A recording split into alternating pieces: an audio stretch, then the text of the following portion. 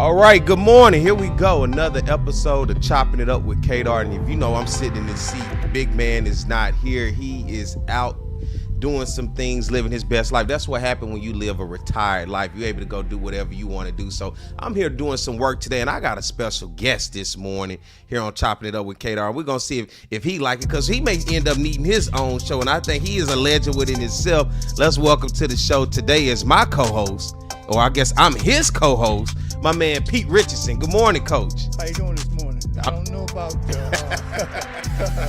I like that retirement too. When you talk about doing the show, you talk about coming back to work, being on time. I don't know about all that.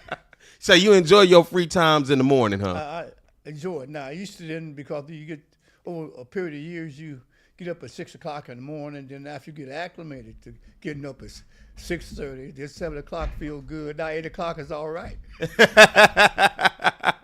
You have the leisure in terms of doing what you want, and so I think but you earned that with the years of hard work. And if you're just tuning in and you don't know who Pete Richardson is, of course, if you see it right here, and he has it on, long-time legendary coach at Southern University. But before Southern, you were at Winston-Salem, had success there.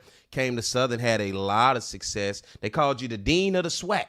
You was around for so long. You saw a lot going on. A lot of people would say you're the reason the late Eddie Robinson retired. You whooped him up all throughout the 90s, and I'm going to give you that credit. You're going to try to be humble about it, but I grew up especially with the 90s and watching Southern in the Bayou Classic.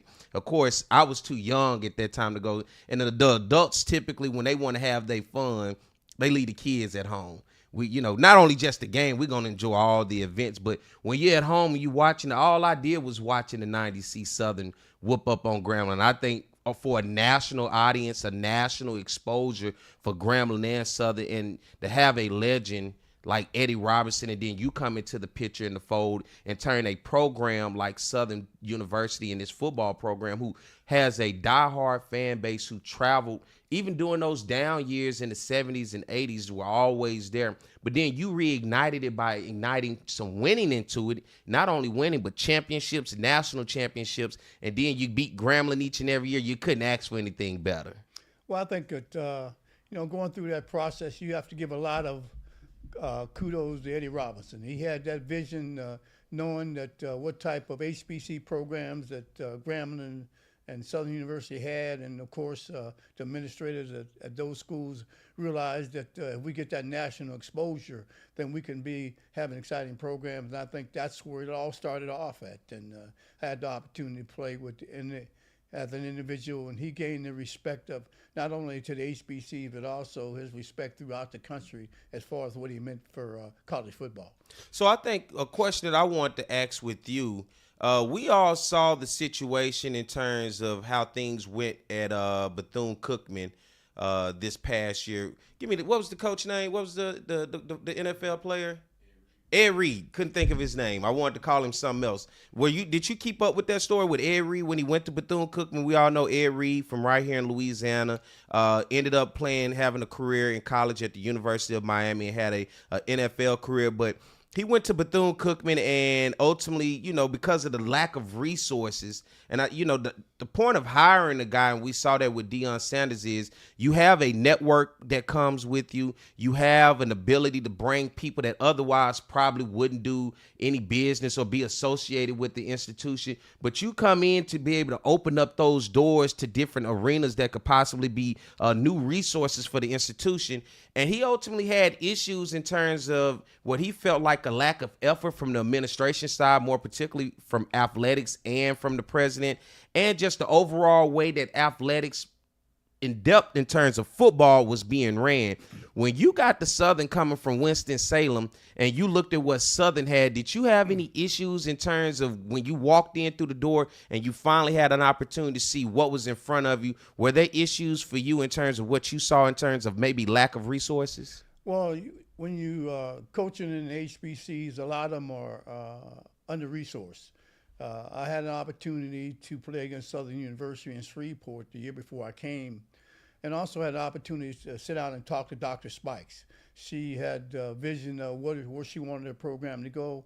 And you realize that when you come in, there's no comparison between HBCs and Division I programs. And unfortunately, you find some of the head coaches now that played at the major universities and were used to the best of the best. When you start off coaching that way and you have to come down to that type, there's always some dissension because of what you're supposed to have.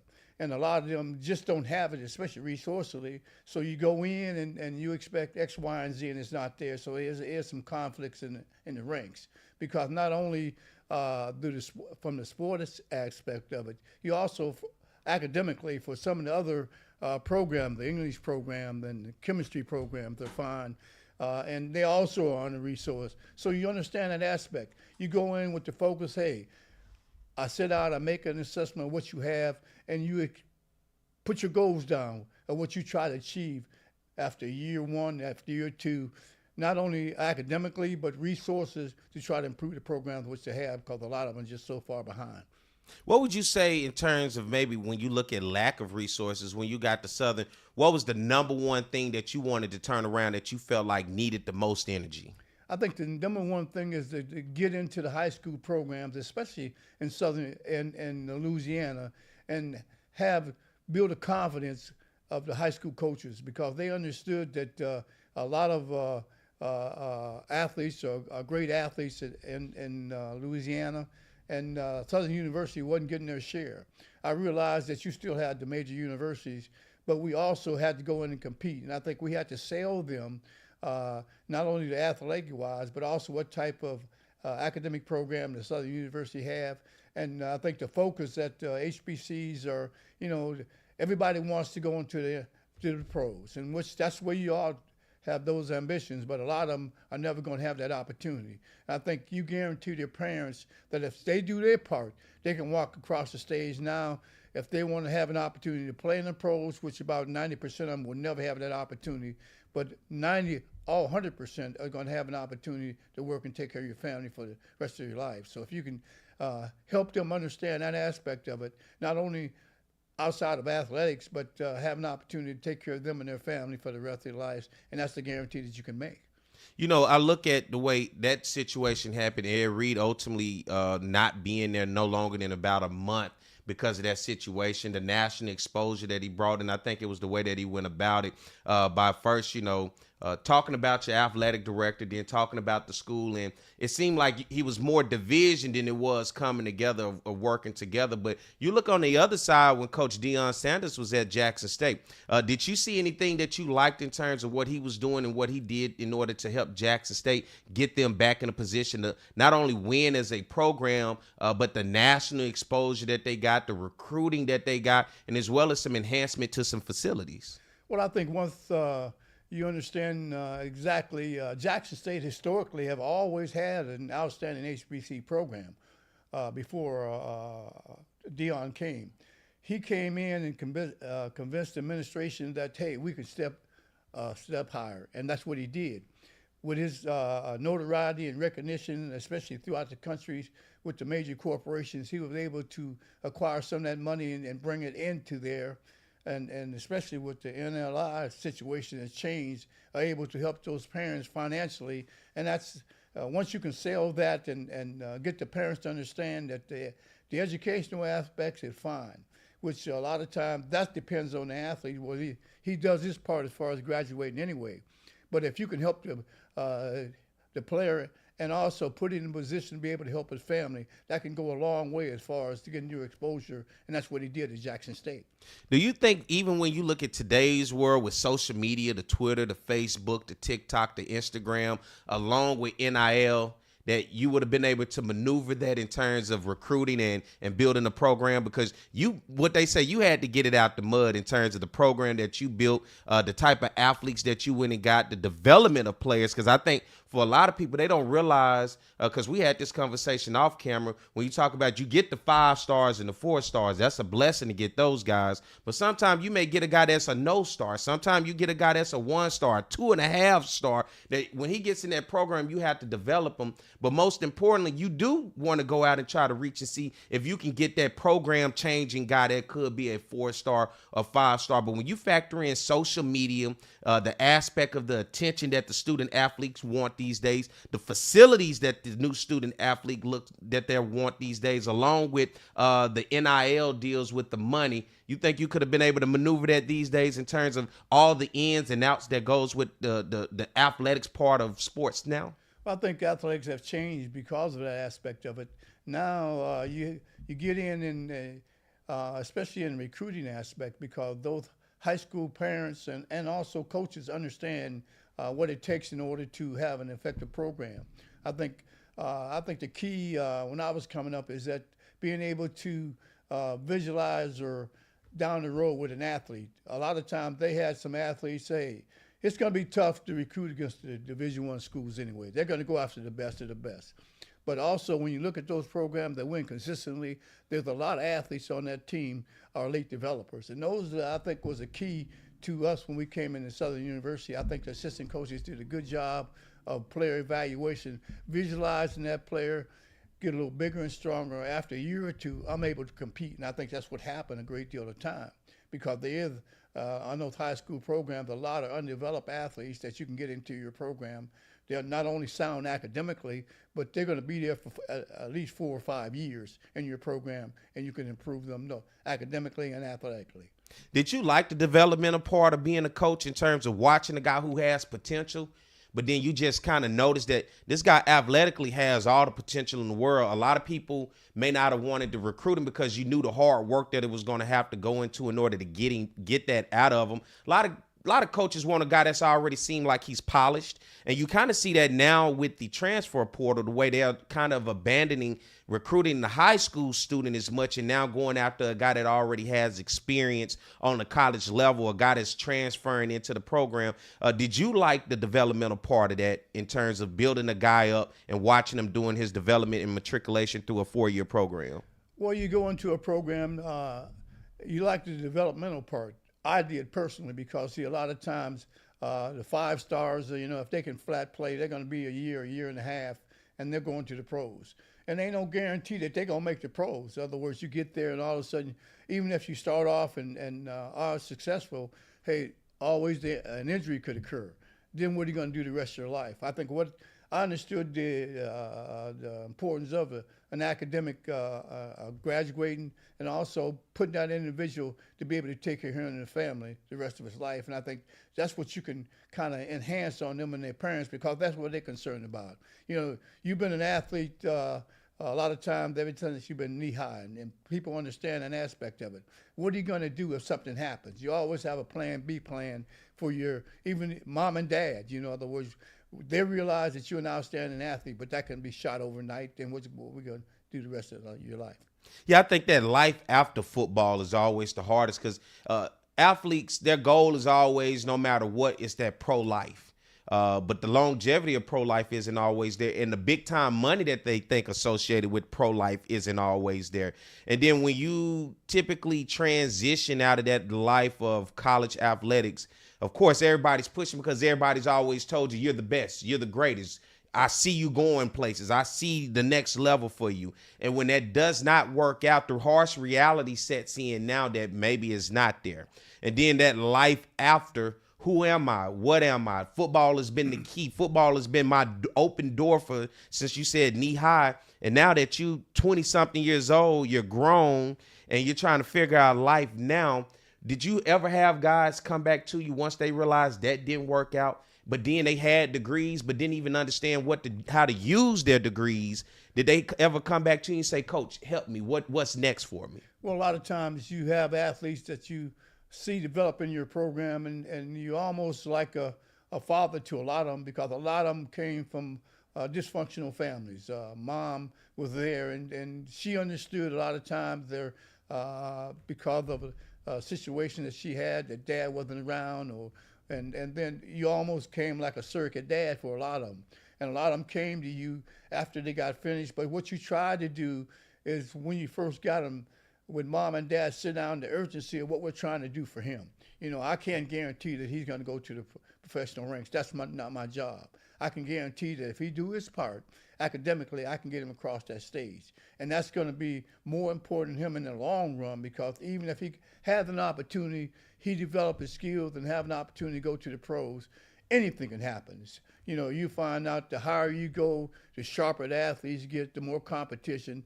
You may be a super athlete in high school and go to the pros, and you also ran, because now you're talking about a different type of athlete altogether, and it's a reality check for a lot of them, and that's why you want to put them in a position to always have something to fall back on, because you can't guarantee how when life throw you a curve and what you're going to do and how you're going to function with it. When you look at, I guess, HBCUs today, and I think one of the things once Coach Deion Sanders got to Jackson State and ultimately moved on to University of Colorado, a lot of people were saying, well, now should we possibly start thinking about, let's go get, I guess, the celebrity coach? Because I think one of the biggest things is you have the conversation often that you say that we recycle coaches amongst the conference. A lot of times when you look at the institutions, the HBCUs, the SWAC, the MEAC, the CIAA, the SIAC, you see a lot of the same familiar names because he probably was a coach at this school. Then he ultimately became a coordinator at this school. Now he's an offensive coordinator, or now he's a head coach at this school. And then if it doesn't work out one school, he's just transferred and moved around somewhere else in the conference. And a lot of people, because they saw the success of Coach Deion Sanders, well, let's try to go get the celebrity coach. Let's give these guys who have these resources and these networks an opportunity. For you, what was your thoughts, and what is your thought when you look at the idea of the celebrity coach? Because I know they say get former NFL players, but you're a former NFL player. Doug Williams was a former NFL player. Eddie Robertson Jr., who's at Alabama State now, is a former NFL player. Monty Coleman, who was at UAPB, is a former NFL player. But I guess the big name primetime guys, but it's only one Deion Sanders, and I think that's the harsh reality that a lot of people are starting to realize. Well, it's a reality check. You know, he came in at an ideal time.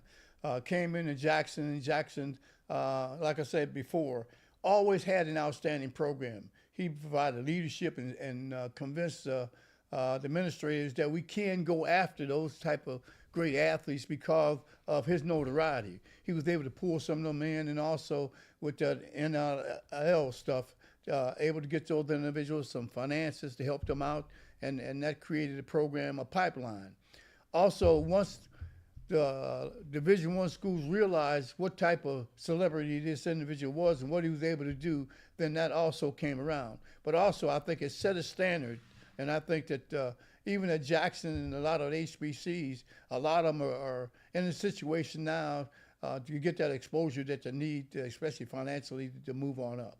I got to ask you this, and even with the success that you had at Southern, because you had a ton of success, and there were other coaches that had success too. Do you feel as a African-American coach, a black man, with the success that you had at a school in which we talked about earlier with low resources, that there were opportunities that maybe were overlooked that in terms of moving on to a bigger program? Because we see with Coach Prime, with Deion Sanders, him leaving Jackson State after 2 just successful seasons, you had multiple.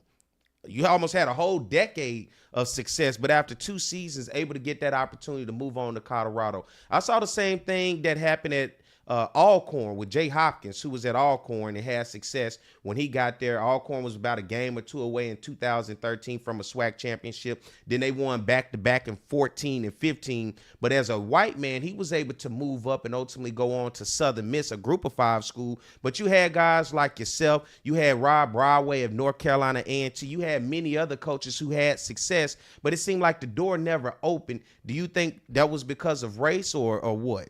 Well, I think that at that time coming up, the door was not open because you look like Broadway and of course, there's a lot of outstanding coaches we had in HBCs. And in my situation, I sit down with Dr. Spikes, and I had some opportunities to move. But a lot of times, those individuals wanted me to come and be the coordinators. I wanted to be the head coach of our program, and I wanted to put our situation because I knew what type of athletes that I was able to acquire and had an outstanding staff that if I was able to get out and get the exposure, and we already had the exposure from the Bayou Classic, especially with the parents now, to bring them into our institution and talk to not only our assistant coaches but our academic program. I can develop them, and they can go on, and now they have a choice about what they want to do as far as whether they want to go into the pros or also want to get that degree and being able to take care of their family. And I think that's the thing that we saw coming into Southern University, because we had some outstanding programs at Southern University, the nursing program, the engineering program, the law program. You decided, and you can achieve just as much in those type programs that you can in the professional ranks, and you don't have to worry about taking that physical beating the rest of your life. I got to ask you this, with the years later, what were some of the programs that reached out to you that said, may not wanted you to be the head coach, but they wanted you to come in and be a coordinator? Well, at that time, you had a lot of individuals that were interested, but now saying and doing is two different things. I wasn't even interested in that aspect of it.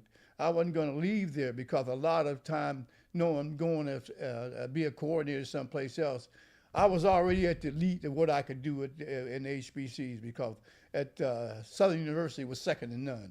And I think you attribute that to Dr. Spikes and what she put into Southern University and what she meant to it.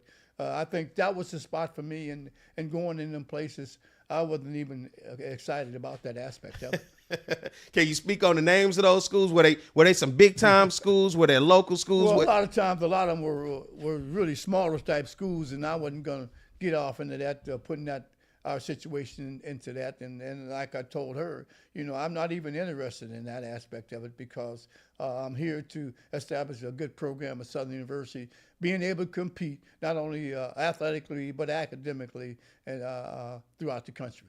Well, you did that, man, because I know growing up, you watching the Bayou Classic, and I think the national exposure being on NBC, for a lot of people, if they don't realize, it was huge being a young African-American male myself, and just watching the environment, the atmosphere, and those were some legendary games, the excitement and the way that they build it up. You always knew Southern had a good team coming into the Bayou Classic. You always knew Grambling had a good team coming into the Bayou Classic, but it was always those games throughout the season that ultimately led up to that. And another question I got to ask, because we're starting to see it now in terms of the non-conference, the way that HBCUs compete non-conference. It seems that, a lot of times when I have conversations with people that are fans and supporters, they're looking more at, all right, well, we're waiting on conference, or we're looking at conference. And it seems a lot of times when we compete outside of conference, even against the teams, whether it's baseball, basketball, football, whatever, the teams that seem to be more on our level, because I'm not talking about the Power Fives, the LSUs, the Georgias. I'm talking about maybe the group of fives in football when you talk about playing a ULM, a Monroe, or when you look at playing a Southern Miss, or when you look at playing let's say a Louisiana Tech, who's typically always been good, but even more so down to the teams that are directly on your level on the FCS level. Back then it was Division I AA, the Nichols, the Southeasterns, the Northwestern States. Was there always an emphasis for you to make sure it is important not only to win your conference game, but we have to not only compete, but we have to win non-conference game, because those matter when you try to build the brand of your institution. Those matter when you building the strength and the brand of your conference. Well, I wanted to inspire our athletes for them to understand that not only do you represent this football team, but you represent the whole university and all the HBCs when you go out. And I think you sell that not only to the athletes, but your assistant coaches. You want to be able to say that you go out, when you went out and played, that you can compete. And I think that was an exciting part about our individuals, of learning them and getting them into a situation, because a lot of them were late achievers. You had to develop in them and build that confidence, inspire them that when you had a chance to play those types of schools, because they knew the Nichols and their conference, they had a lot of players that you had played with in high school. And you knew that, hey, if you got that opportunity to show them, and I think that inspired them a great deal too, going out and playing against Johnny. And you played against, you and Johnny was on the same high school team, and you knew what Johnny had. All you wanted was that opportunity. And I think that's what sold Southern University and a lot of the HBCs going out and playing them and competing on a level, because your teams are fundamentally sound and you were able to compete. Because I look at the resources too, and a lot of people say, well, the HBCUs, particularly in the SWAC, we know we're low resource. We know we don't have everything, but those schools' resources, like a Northwestern State, a Southeastern, a Nichols, a McNeese, their resources aren't that much better either. And you look at a school like McNeese, I think up until last year, Alcorn State being one of the first SWAC teams out of almost 15, 16 tries to be able to beat a team like McNeese.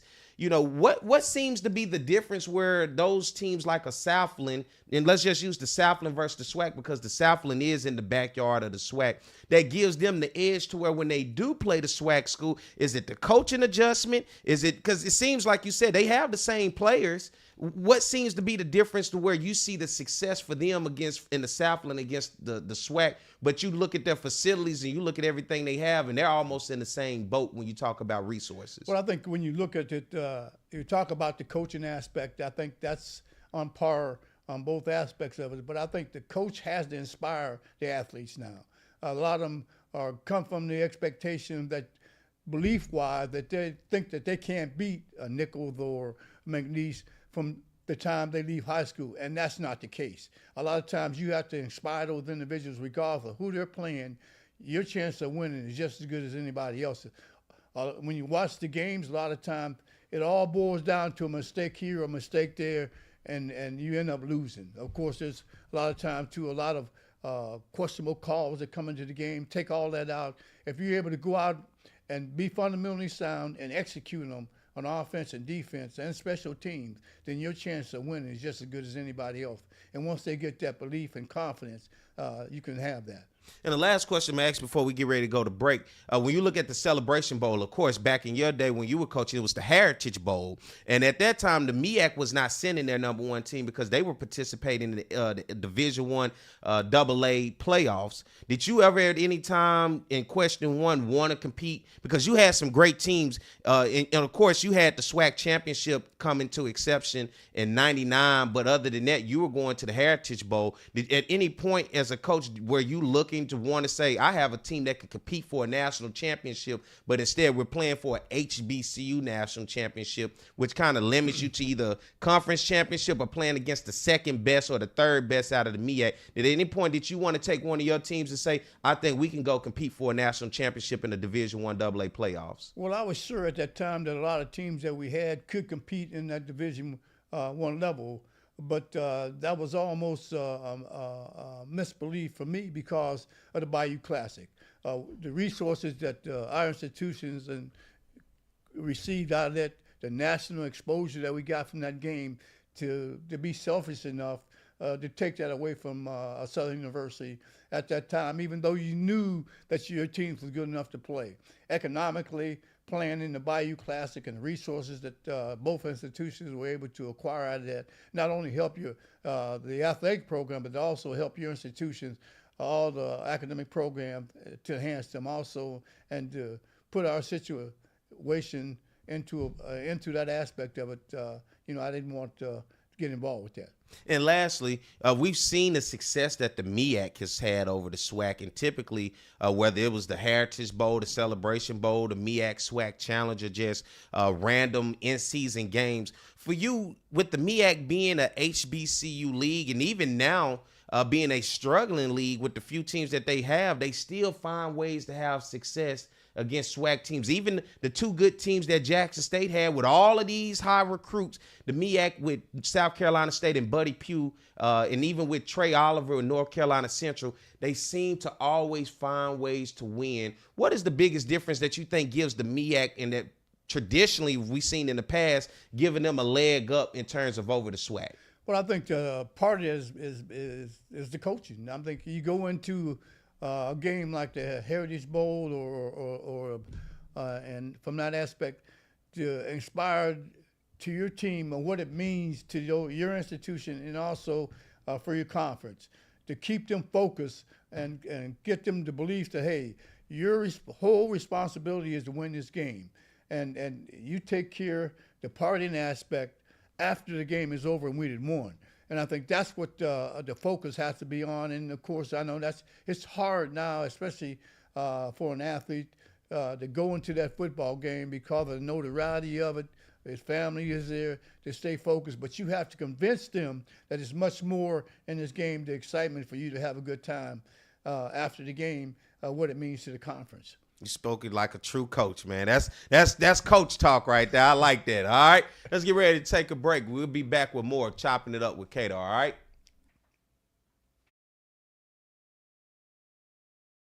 Looking to get some keys made, locks rekeyed, or a wide variety of new and used safe? Then look no further than the trusted choice of African Safe and Lock. Conveniently located off of Government Street in Mid-City, Baton Rouge. Trust the expert locksmith at Alfred for all of your residential, commercial, and industrial lock and safe needs.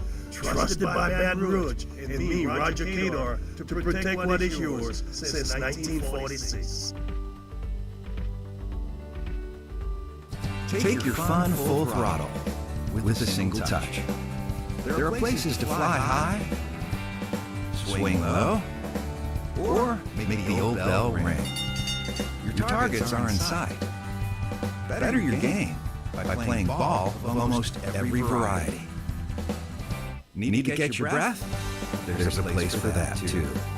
Countless ways to play beyond the swing sets. BRAC, we're more than a playground. It is time to trade in your isolation for celebration, to break out and get away. And at Baton Rouge Metro Airport, you'll get away a lot quicker.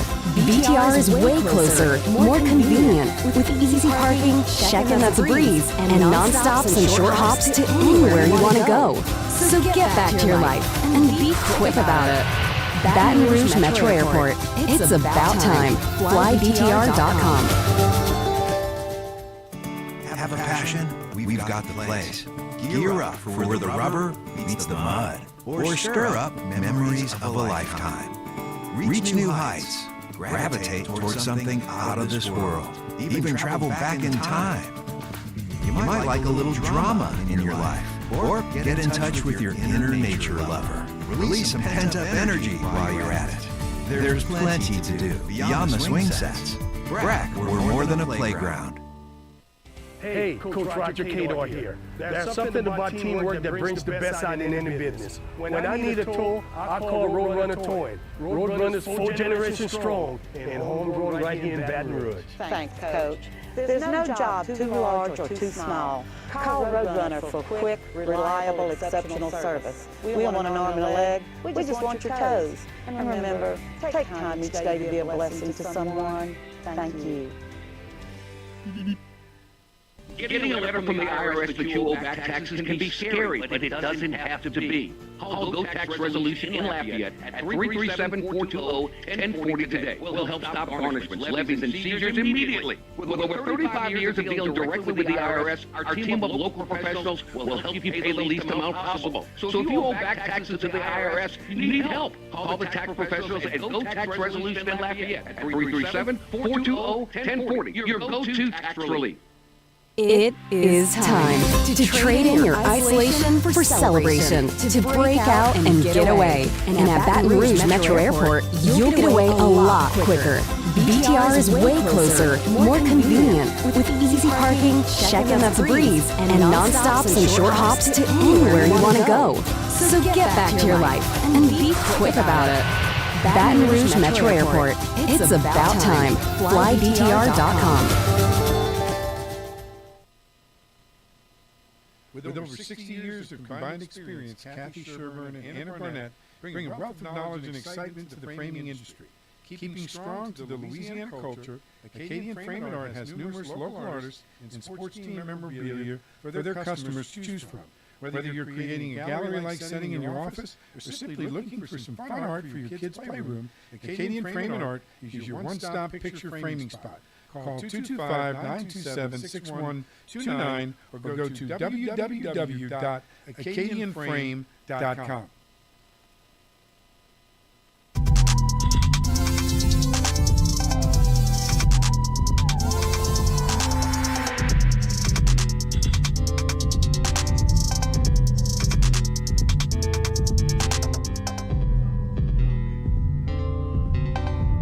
Here we go. We're back. Hey, look, we having a great off-camera conversation. I'm Perry White, and of course, you know, if I'm sitting in this seat, The big man, Roger Cador, isn't here today. He's out today, but he'll be back next week. And if you hear my voice, what I need you to do is hit the subscribe button right down underneath this video. That way you get the notification every time we go live, and you can get a chance to be able to go back, watch some other videos, check out the conversation. And of course, I'm joined today. Although Roger Cador, he's a legend himself, but I got another legend here. And I enjoy anytime we have this conversation. The great Pete Richardson. What's up, Coach? Hey, how you doing? I'm still here discussing some of the articles. They're tough. You know, you ask for opinions, and a lot of times those are just mine. And when you go through them, hopefully that you're able to improve the quality of what you're trying to do. And I think that's all any individual can aspire. I don't care what profession he's in. When you are a living legend like yourself, can we do a split screen with him and I? When you're a living legend like yourself and you get an opportunity to really have success at a place where they would say success is so hard, at a place that they say you really shouldn't be successful, and you have success and then you retire, do you look back on it and does it resonate with you to say that I am a legend, that I am one of the great? Because the only other coach I think in Southern history that may have more wins or more champions is A.W. Mumford.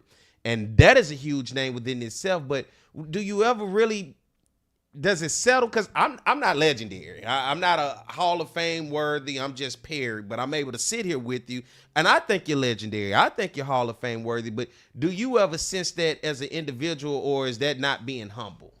Well, you know, when you look at it from that aspect, I don't ever consider the legendary aspect of what you're talking about. My thing is that I want to know when I sit down and resonate in my mind what I established at Southern University was second to none.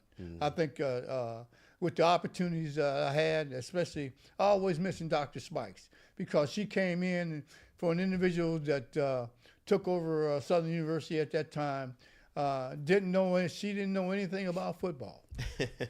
She told me that. She said, okay, well, you know, and let's face it, a lot of individuals didn't want me to come to Southern University because at that time, Southern University did not accept a lot of outsiders. Nah, they still don't. And then they had just beat you. You was at Winston-Salem. Didn't they beat you up in Shreveport? Yeah, they beat us up in Shreveport.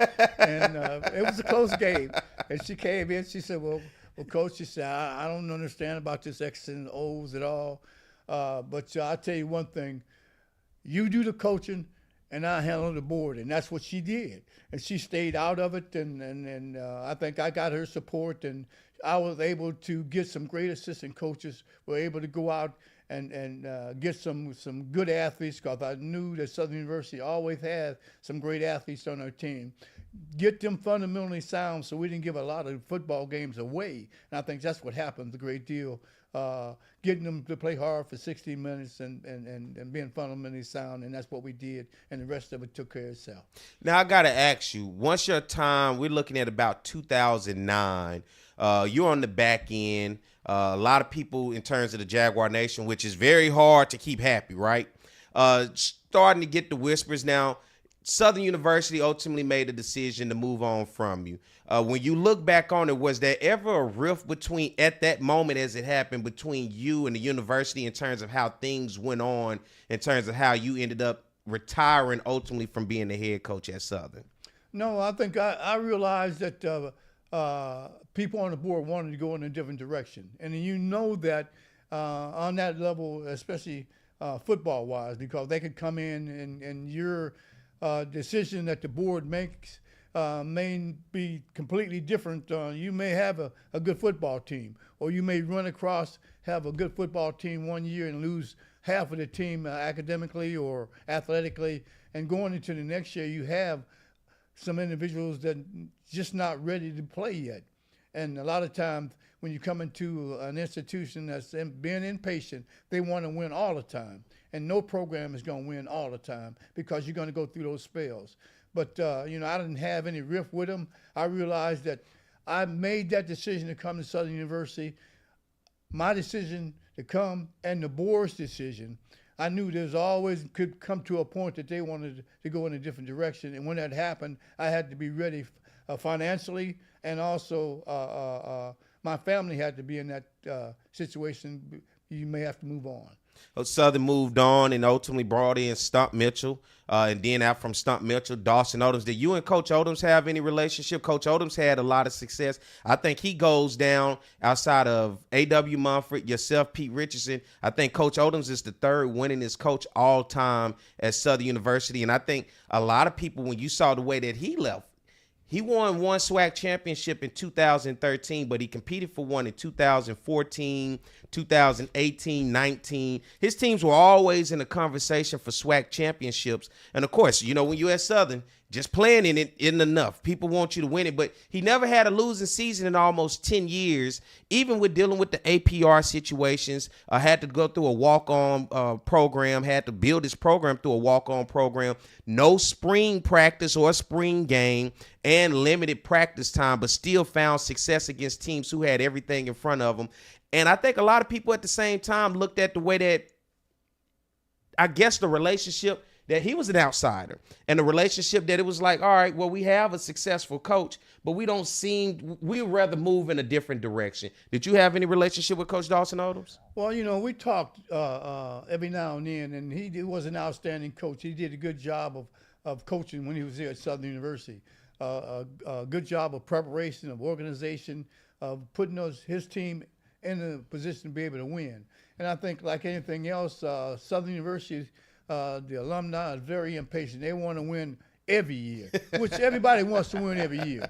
But I think when you look at the solid program, a lot of people that's been with those programs for a number of years, the only thing we want for that program is for them to be able to compete and be able to make sure that their athletes are graduating and walking across that stage. Now, if we win a championship, that's fine, but we're not going to win a championship every year.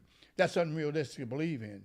So that happens sometime, and you go through those phases of people come into the board sometime and they have an idea that, hey, Southern University is the best of the best, and they don't realize that other institutions have some good programs. And even though you come in and a lot of times you look at Jackson, you know, Jackson also always have an exciting program, but we was always competitive.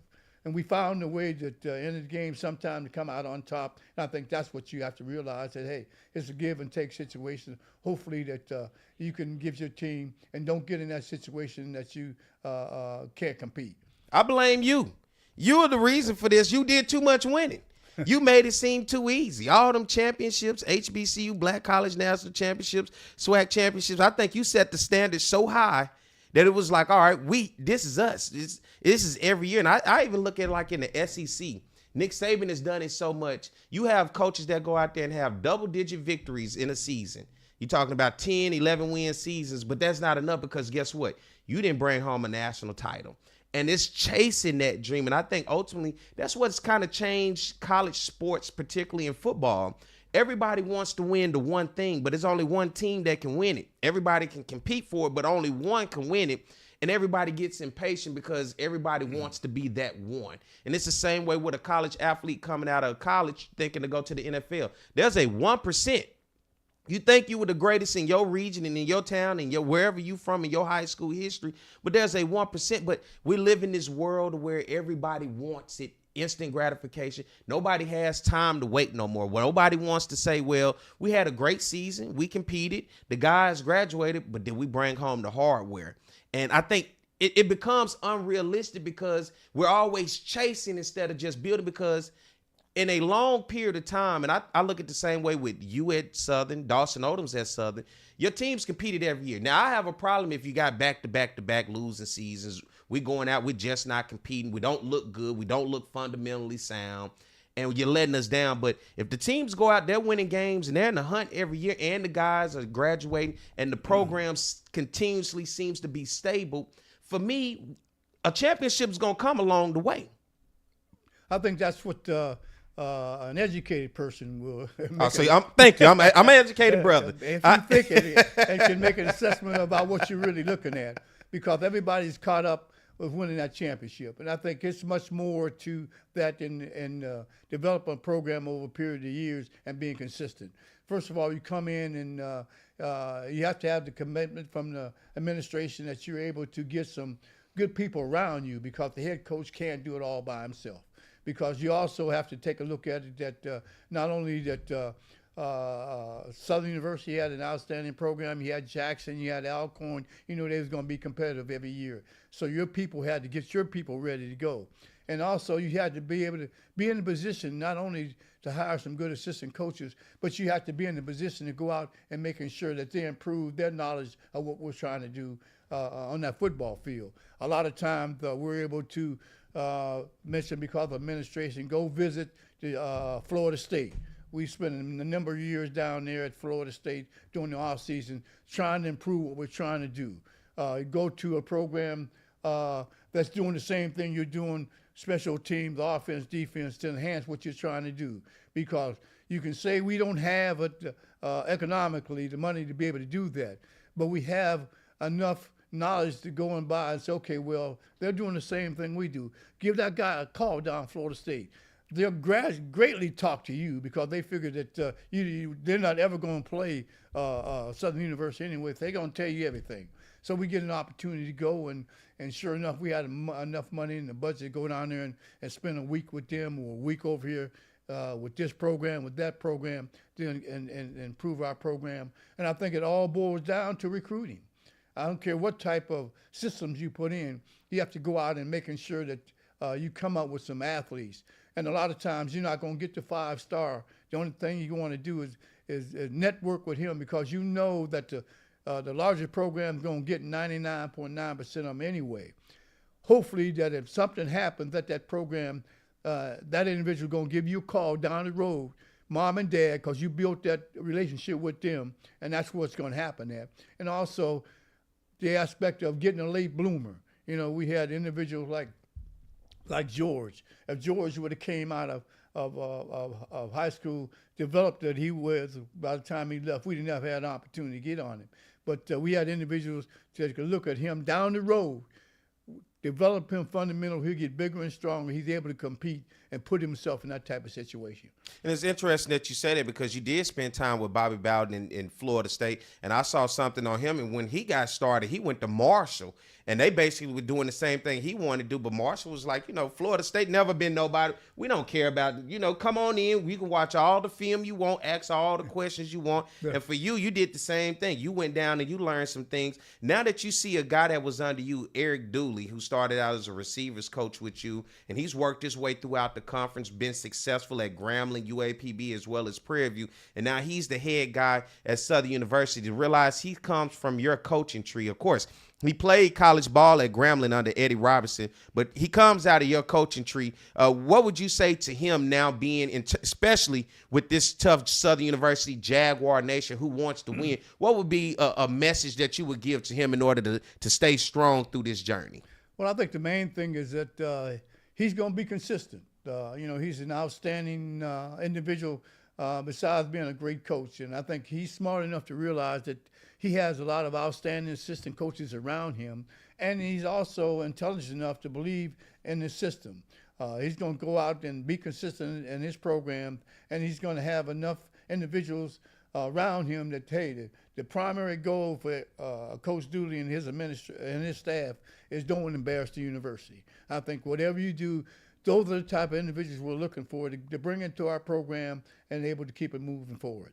Now, the days for you, football coaching is behind you, but you're now on the broadcast for Southern University with Chris Powers. I used to do the broadcast. I used to be the sideline reporter and hopefully they'll bring me back. I'm putting it, y'all bring me back now. Be with my man Chris Powers and my man Pete Richardson. And Chris Powers used to always call me, my name Perry White. He said, we're going down to the field to Perry King. And I was just like, who the hell is Perry King?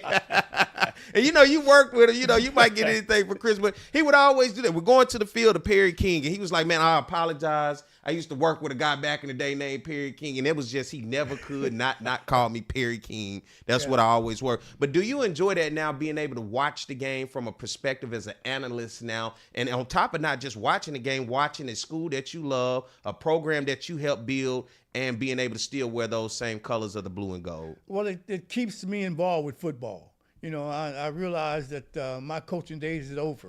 You know, that's for the younger individuals, but the time that you have to put in and being away from home and the recruiting and the coaching aspect, that's over for me.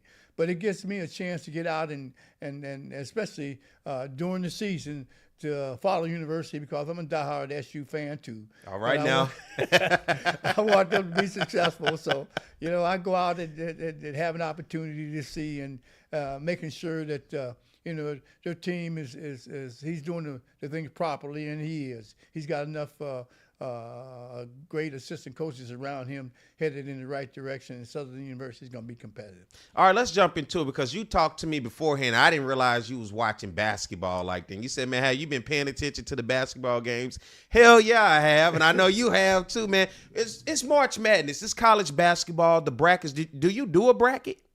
No, you just kind of watch as it goes Well, along. you know, I don't really get excited about it until they get down to about the 16, because they have, you know, when they start off, which is, you know, the playoff, they're giving all teams a chance now. Usually they had about 8 teams, then they went to 16. Now they're giving everybody a chance. Everybody. And so I don't even watch them until it gets down to about the 16. So, you know, now I'm in a situation and want to see who's going to have an opportunity to win. And we have some outstanding programs in there, and especially with some of the lesser now, because of the transfer portal-wise, able to come up with some athletes that can compete. I like college basketball because the playing field seems to be so much more even than when you look at college football. And you talk about a program like last year, St. Peter's, who was a program that made it deep. Nobody knew who the hell St. Peter's were, and then they started, who is this school? But, of course, they were knocking off schools that had way bigger budgets, way bigger gyms, and so much more, that when you talk about the lack of resources, they didn't give a damn about the lack of resources. They went out and played ball. This year, you look at a school like Princeton. Well, they got all the resources, right? Yeah. I'm not going to sit here and act like they just focus more on academics, but a 15 seed, 59-55, knocking off the number 2 seed, Arizona. You also look at a school like Furman over in South Carolina. They were the 13 seed, 68-67, knocking off Virginia. Then you look at something that hasn't only happened but twice. When you look at Fairleigh Dickinson University, the 16 seed, they had to play in a play-in game against the SWAC champion Texas Southern. And I was going to talk bad about Texas Southern at first, because I was looking at how do we play in these games when we play against a struggling 16 seed just like us, and ultimately get blew out like we were playing the number 1 seed. But then Fairleigh Dickinson showed us real quick once they got in. Second time only it has happened where a 16 seed beat a number 1 seed, and Fairleigh Dickinson did it as a 16 seed beating number 1 Purdue. And you start looking around at you look at Pitt, who's a 11 seed, winning 59-41 against Iowa State, who was the 6th seed. And of course, Fairleigh Dickinson 63, Purdue 58. And you start to look around and say, man, you know, there are some teams that could ball. And now we're looking at, and then everybody y'all know, outside of Southern, all right, I'm from Arkansas, from Pine Bluff to be exact. And you went up against UAPB and Lee Harmon a lot of times during those years. But the Razorbacks, I'm a Razorback fan. They were an 8 seed knocking off number 1 Kansas, defending national champs. I was in New Orleans last year at the game and watched Kansas beat North Carolina for that championship. But when you look at the playing field of basketball and you get a team like a Fairleigh Dickinson, where you have to look up and say, man, where is Fairleigh Dickinson? You get a school like St. Peter's. You say, man, where is St. Peter's? And you see them knocking off the big boys. What do you like about college basketball when you have that playing field like that? Well, I think the playing field has been, there's so much parity, because in basketball, you know, you go to a school and you watch some of them programs starting off the year, they may not be what they should be. They develop maturity-wise, they get a little better. And then pretty soon you attribute a great deal of that to coaching, because a lot of times if that individual was a 5-star, those type of schools couldn't get him anyway. So you get him, and then you start developing him in the confidence and believe in each other, and they play as a team.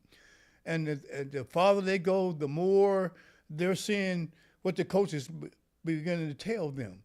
And the harder they play, the more they're able to stay in this, the more the coach starts teaching them fundamentally what they have to do in order to be in the position. Anybody got a chance. And I think now you have a level playing field in college basketball, because a lot of the great ones have moved on to the NBA, and they're making that big money. So now, as those teams start to mature throughout the year, going down to the end, anybody can beat anybody now, because they not only do them individuals that has been kind of parity coming up through, getting that confidence, and now with the three-point play, all we got to do is keep it close. If we can keep it close going in about the last 5 minutes, we got a chance. And that's what's happening to a lot of those programs. They're keeping it close about the last 4 or 5 minutes.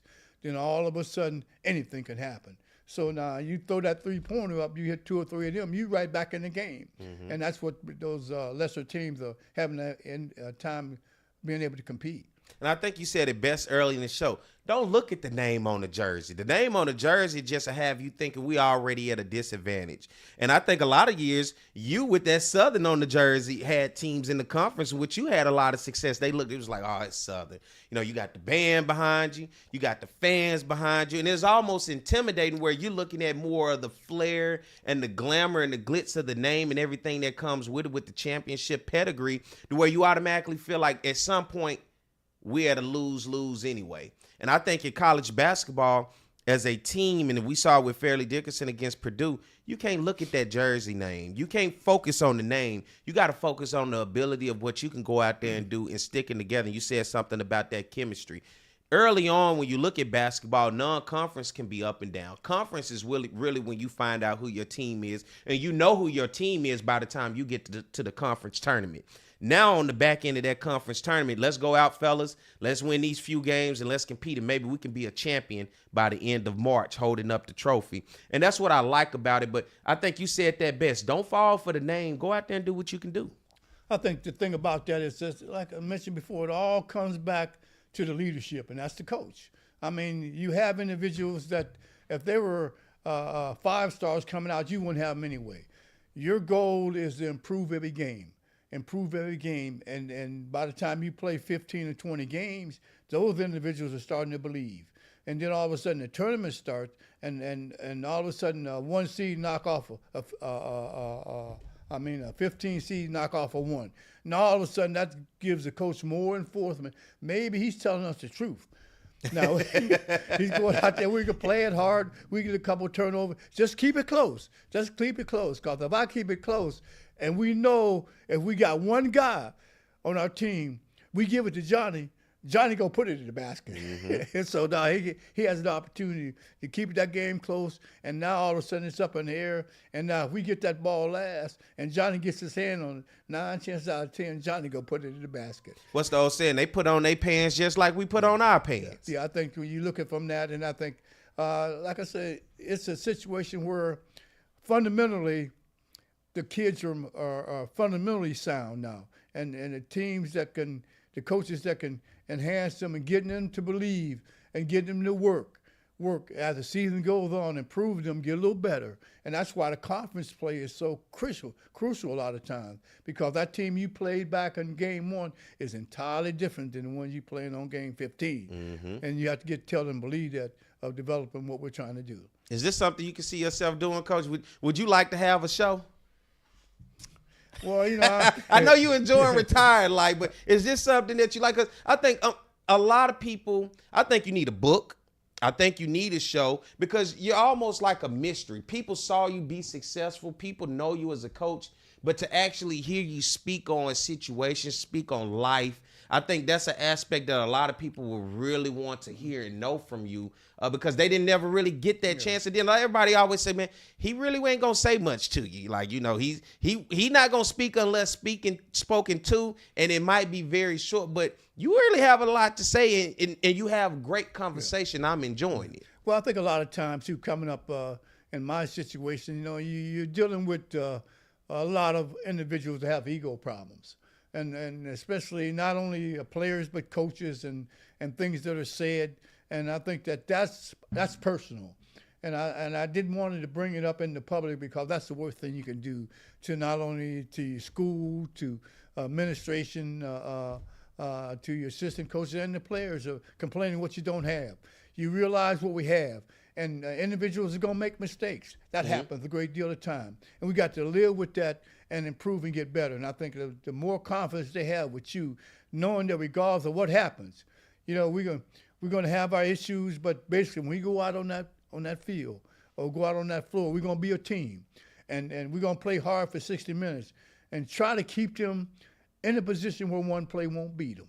And if we could do that, then we got a shot, because we got our athletes are just as good as they are, and the longer they develop and the more time they get. And I think what's happening a lot of times too with the lesser teams, you're able to develop that type of continuity with your players, because they're going to be with you a lot of times for 4 or 5 years, because a lot of them are not 5-star. So you get a chance to develop that confidence, and they get a chance to believe. And not only that aspect of what you're talking about, not only in life, but have an opportunity to graduate. Now I'm dealing with mom and dad, and that's what we promised them anyway, start when you came to Southern University, that you're going to walk across that stage, and regardless of what happens after, you can take care of you and your family. I think he needs a show. What y'all think out there? Hey, I think Coach Pete Richardson needs a show. We might have to try to put that in the works, man. We might have to try to get you a show. I've enjoyed the conversation. It's come to an end. I really want to keep going, but I know we up against the time, man. First of all, Coach, I want to say thank you for coming. Every time I call, I think every time, I don't know, do you remember every time I call? He's like, I have to say I'm Perry White. He's like, okay, I remember, but you're going to have to remember me. I'm going to have to save my face and put a selfie in my contact in your phone so you have me down. Then he said, man, how many shows do you do? I said, Coach, I do a lot of. Well, what I'm going to do now is I'm going to put your number down. So when you call, I ain't going to answer the phone. Well, you know what? You ain't got to answer. I'm going to shoot you a text. That's the beauty of the world today. I can leave a text message, so I'm going to text you and say, this is Perry White. But, Coach, as always, man, I enjoyed this. It's an honor and a pleasure, because, like I say, the same way I told Cador, for me to be able to sit here and do a show with Cador, he's a legend. He's in he's in so many Hall of Fames, I think he's become numb to him now. And then for you, I mean, the success, to be able to be here and talk to you guys are living legends, man. And for me, I absolutely enjoyed to be able to, because I'm a big believer in archiving our history. And the number way to archive our history is to have the conversations. Because I believe so much of our history has been lost because it's been oral, but nobody recorded. And so you're only going by the stories of what people tell you. And, you know, once you tell a story to one person, they tell it to another person and to another person. By the time they get to the 10th person, that story ain't the original story no more. They've added their own little thing. They probably taken some things away. But I believe for us, it is huge to tell our stories. And that's why I think it's important, man, you got to get you a book out there. You got to get you a show, because you have a lot of history, you know a lot of things, and you can tell stories to be able to relate the past to the present, and as well as where we're going in the future. And we have to tie those things in. And there have been a lot of greats before you that we really don't know much about, because nobody sat down and recorded and had conversations with them. Nobody archived that history. And so to be able to do this with you and Coach Cador, I feel like I'm a part of archiving that history, because we can look back on this 20, 30, 40 years from now, and it won't just be you heard somebody say it, you heard it directly out the coach's mouth. And for me, I think that's what's most important. Well, I think you're right, because, see, a lot of times, you know, even when I came into the HBCs and had an opportunity to talk, especially with Eddie Robinson. He was the individual that really didn't talk to a lot of people either. Not only him, but Coach Big House Gaines that was at Winston-Salem State. We used to sit out and talk a great deal, and you learn a great deal from those individuals. I think the main thing you find out is that the hard times and tribulations that they had to go through in order to get where they was at that time, and being able to sit down and talk to them and understand not only how they developed their programs, but I think the main thing that they became as successful was because of how they deal with the players. I think those individuals, when you have those individuals that have the core that they try to develop are standing, and that's the core of life. And those individuals, once you got finished with them, were a good citizen to take care of them and their family. Well, I appreciate you today, Coach. Save my number. Perry White, save my number. I don't want to call. Next time I'm going to call you, I'm going to ask you. I'm going to act like I'm a bill collector. I'm going to ask you, have you checked your vehicle's warranty? I'm going to be one of them on you, all right? And then I'm going to say, I'm going to tell you it's 1995. Well, I appreciate you for coming on, and appreciate everybody out there tuning in, and everybody, whether you're watching this live or you're watching it after the fact, man, we always appreciate you. Be sure to hit that subscribe button right there under that video. Coach Cador should be back next week, and hopefully we can get this man a show, and I'll probably try to do it with him. So let's see if we can work some things out. But as always, I want to thank you guys for joining us. Thank you, Coach, for today coming. Thank you, my man Stewie behind on the board, always getting it done for us, man. So, and thank you to all of you guys out there. So until next week, we out. And I'm not Cador, so you know.